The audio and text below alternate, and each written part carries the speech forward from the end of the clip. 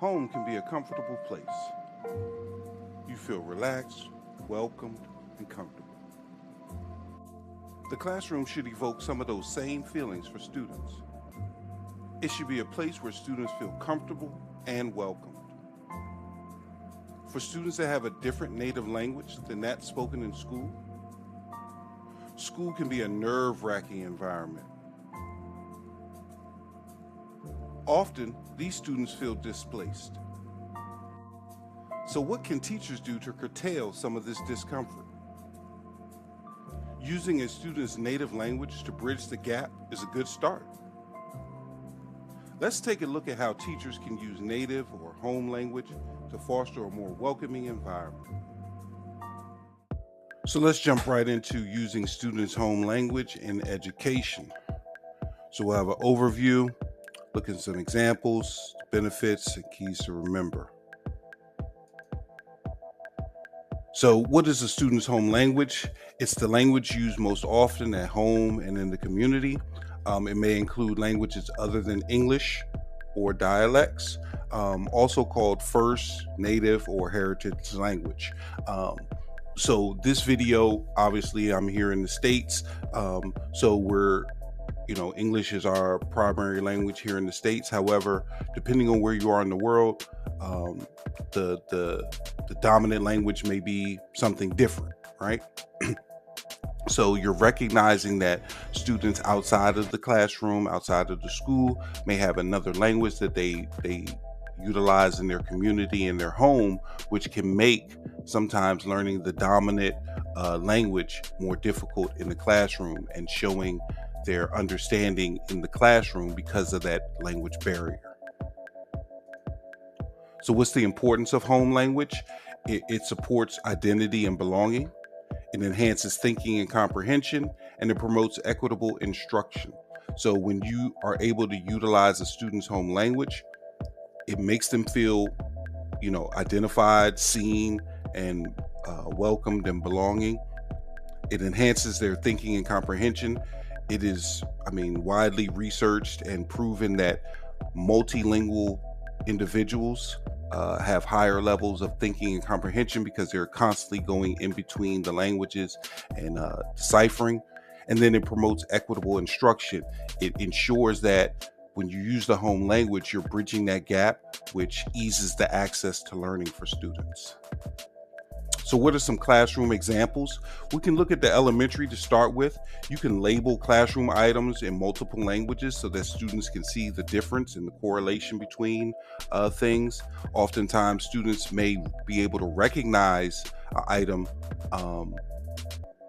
but they don't have the vocabulary to say it in the dominant language or the predominant language. So they may use their home language in order to bridge that gap. Having items labeled in the classroom with multiple languages is a good way to make students feel included and allow them to bridge the gap between the target language, the dominant language, and their home language.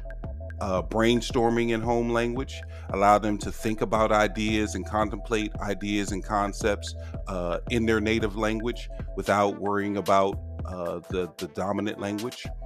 And then bilingual word walls and family reading. Okay, these are other examples of how you can use home language in order to bridge the gap. So what about secondary? So these are your older students. They can draft ideas in home language. So if they're doing if they're writing an essay, if they're writing something, let them draft it in their home language and then come back and translate it into the dominant language. But allow those ideas to flow first in their native language, and then they can transition and bridge the gap between that and the dominant language. You can provide bilingual glossaries in the classroom, have them readily available, and then group discussions using shared language. In the group discussion, you may allow them to go back and forth between the dominant language and their home language in order to explain their idea or concept. So what are some specific instructional strategies? You can encourage trans-languaging, again, bridging the gap between the two. utilizing both the home language and target language uh, congruently. You can connect vocabulary across languages and teach code switching skills.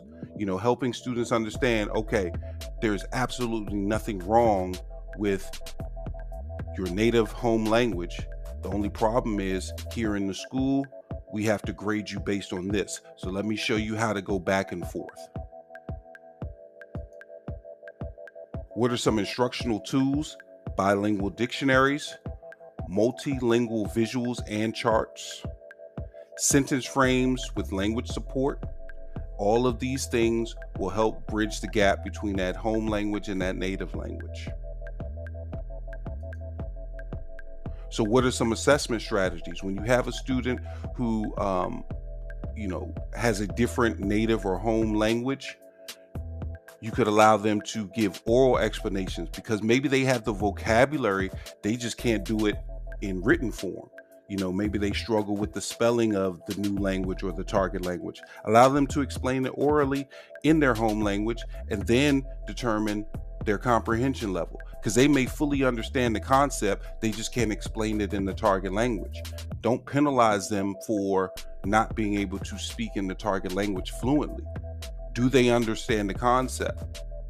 And in today's society, with all the technology available, allowing a student to give an oral explanation right into ChatGPT or Google Translate and hearing the response, allowing the technology to translate it, you can get a good idea of whether this student understands the concept. You can use mixed language formative responses and separate content from language proficiency. That's what we were talking about with the translation. Too often, students who have a different home language are viewed as incompetent because they can't verbalize it in the target language. Oh, he can't tell me, so he must not know. That's not true. So we want to separate content, their understanding and their comprehension, from their ability to verbalize it. So what are the student benefits? You have improved comprehension, increased confidence. If English is the target language, you have stronger English development, and definitely their identity is affirmed. There's nothing like a student who is greeted in their native language when they walk into the classroom. Nobody expects the teacher to be fully fluent in all the home languages, because you may be at an international school and you have multiple home languages. That's not the expectation. A word here and there in order to let the student know, hey, I recognize you, I recognize your home language, and you're welcomed here. Okay. And in some cases, it can be a reciprocal process, because those students, once they know you're attempting to use their home language, they teach you as well. So what are the benefits for the school and the classroom? You foster inclusive environments. You have stronger family engagements when you use that home language, because the parents recognize that you know who their kids are and you understand who their kids are. Then you reduce opportunity gaps. You close that learning gap. And then you can foster community relations using the home language as well. So what are some key takeaways? No one's asking you to be a multilingual instructor. Okay, you don't have to be fluent in 5 different languages in order to effectively use home language. A simple greeting, maybe a term here or there. We also talked about putting up word walls and letting students know, I recognize your home language, I recognize it's a part of you, and we welcome that here. And we're going to help you bridge the gap to the target language that we speak in the school as well. It supports learning and equity. And just those little small shifts can make a big impact.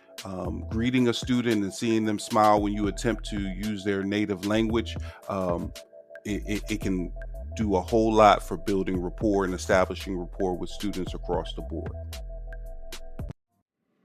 We hope you found this information helpful. Don't forget to like, comment, and subscribe. See you next time. If you found this video beneficial, feel free to support this channel via PayPal or CashApp. 50 cents, $1, or whatever you like. All support is appreciated. This allows us the means to keep making great content.